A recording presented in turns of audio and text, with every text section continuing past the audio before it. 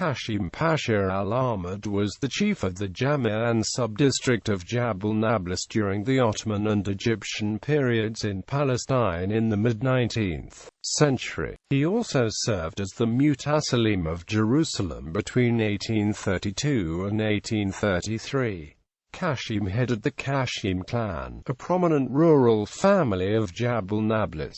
He led the peasants of Palestine in the revolt against the Egyptian rule of Ibrahim Pasha in 1834. Following the revolt's suppression, he was captured and executed by the authorities.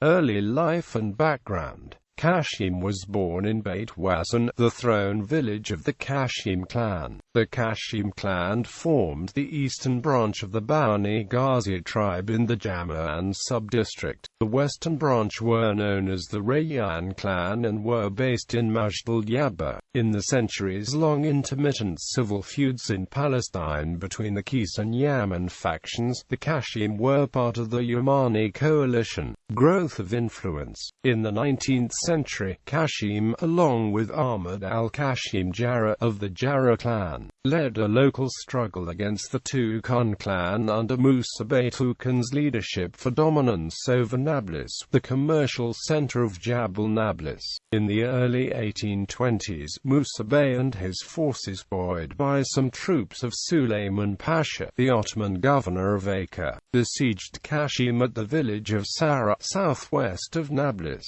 Qasim led all of his men in a strong charge against Musa's forces, breaking the siege and causing Musa and Suleiman's troops to disperse and flee to Nablus. According to local accounts, Qasim personally killed 295 men with his sword, not counting anyone who he may have shot with his rifle. Suleiman was replaced by Abdullah Pasha, who was on friendlier terms with Qasim. He appointed him as the mutassalim of Nablus. Musa Bey died in 1823.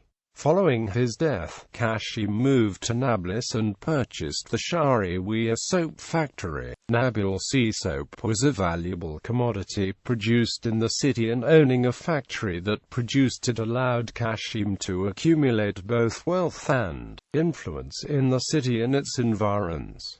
Peasants' revolt and execution. In 1831, the ruler of Ottoman Egypt, Muhammad Ali, dispatched his son Ibrahim Pasha to conquer the Levant in his bid for autonomy from Ottoman rule. Acre fell that year, as did much of Palestine. Initially, relations between Ibrahim Pasha and Qasim were good. Qasim contributed peasant irregulars to Ibrahim Pasha's war effort in Syria in 1832.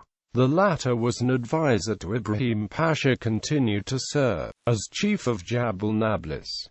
Three of his sons were given the position of mutassalim: Muhammad al-Qasim in Nablus, Yusuf in Jerusalem, and Uthman in Jaffa. Relations soured between the two men when Hussein Abd al-Hadi was given the position of mutassalim of Nablus. Abd al-Hadi and Qasim had been allies prior to the appointment as members of the Yemen Confederation. General hostility to Egyptian rule in Palestine was also growing due to additional taxes and army conscription orders imposed by Ibrahim Pasha. Qasim rallied the peasants and rural chiefs of Jabal Nablus and led the 1834 peasants' revolt against Ibrahim Pasha. By June 1834, the rebels were in control of most of Palestine. Muhammad Ali arrived in Palestine and began negotiations to end the revolt with various rebel leaders. Qasim requested a pardon from Ibrahim Pasha so that he could negotiate an end to the fighting himself. Ibrahim agreed, and with guarantees of safety by Abd al-Hadi, Qasim met with Ibrahim in late June. The latter admonished Qasim for his betrayal of Muhammad Ali, to which Qasim responded with an apology and an explanation that his hand was forced. By the end of the meeting, the two reconciled and Ibrahim reappointed Qasim as mutassalim of both Nablus and Jerusalem. The peace unraveled after the arrest of several Jerusalemite notables on Muhammad Ali's orders, which made Qasim believe the truce was a ruse to demobilize the rebels while reinforcements arrived from Egypt. Ibrahim Pasha's forces, backed by reinforcements from Egypt, launched an offensive against Jabal Nablus,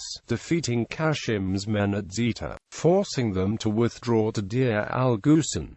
Though many of Qasim's forces defected in response to a request by Abd al-Hadi, Qasim had several of the defectors killed, and his forces were routed in the village. Qasim and his sons escaped, and Ibrahim's forces pursued them to Hebron. The latter was leveled by Egyptian forces, but Qasim evaded capture again and sought safety in al-Karak. He was sheltered by Duwayqi al-Samir, but after al-Karak was leveled by Ibrahim's forces, Duwayqi handed Qasim over. Qasim was executed in Damascus in late 1834, while his sons Muhammad and Yusuf were executed in Acre. His other sons Uthman and Mahmud were exiled to Egypt.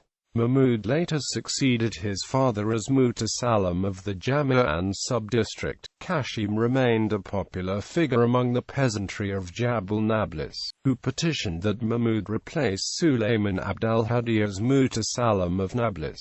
Bibliography